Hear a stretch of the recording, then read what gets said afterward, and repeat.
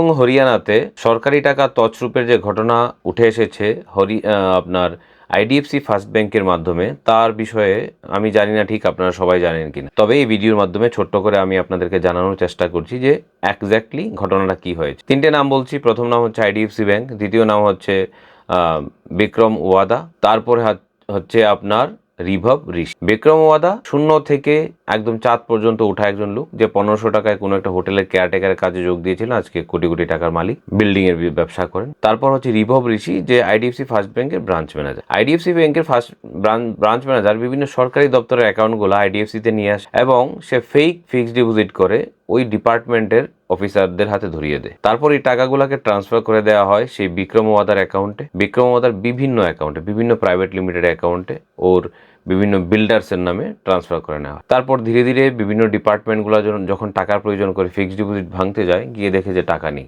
এখন পর্যন্ত মোট যে সমস্ত টাকাগুলো চুরি হয়েছে তার পরিমাণ 590 কোটি টাকা। আজকে প্রায় ধরুন 20-25 দিন ধরে এই গল্পগুলাই শোনা যাচ্ছিল। শেষ পর্যন্ত দুজন নাম উঠে এসেছে এবং দুজন জালে উঠেছে, সেই বিক্রম ওয়াদা, আরেকজন হচ্ছে রিভব ঋষি। কি সুন্দর করে ওরা, দেখুন, একজন ব্যাংকের ব্রাঞ্চ ম্যানেজার বিভিন্ন ডিপার্টমেন্টকে রাজি করায় সরকারি টাকাগুলা সরকারি ডিপার্টমেন্টের অ্যাকাউন্ট আইডিএফসি ব্যাংকে খোলার জন্য, এবং তারপর তাদের ওই টাকাগুলাকে ওনারা সুকৌশলে ফিক্সড ডিপোজিট করে দেয়।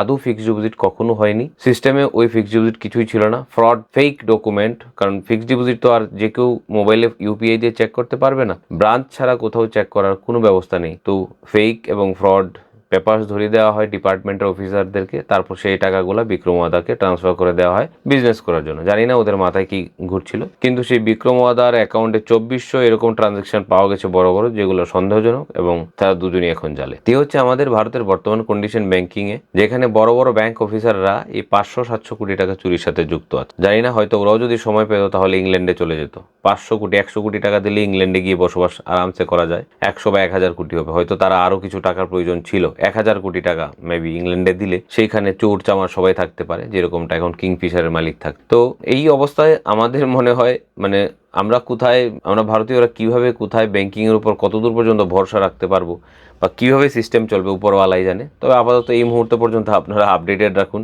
এই বিষয়টাকে নিয়ে। ধন্যবাদ।